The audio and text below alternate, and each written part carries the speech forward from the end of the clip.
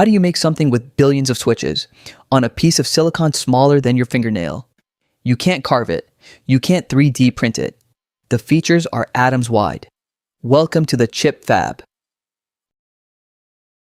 Every chip starts right here. A silicon wafer made from sand, the purest material on earth. Polished mirror flat, about the size of a dinner plate. One wafer, hundreds of chips, side by side. The wafer is the canvas. Everything happens here. Chips aren't carved. They're built up. Imagine a 50-story skyscraper. But every floor is only a few atoms thick. That's a chip in your phone. How? 3 steps. Deposit a thin layer. Pattern it with light. Etch away what you don't want.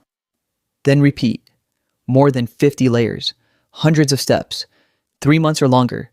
Every device you've ever touched, built this way. All of this happens in a clean room. A space so clean, one speck of dust kills a chip. That's why workers wear bunny suits. Hoods, gloves, booties. But here's the twist. Those suits aren't protecting the workers. They're protecting the chip from the workers. The air inside a fab is 1,000 times cleaner than the air you're breathing right now. First, a fab, tens of billions.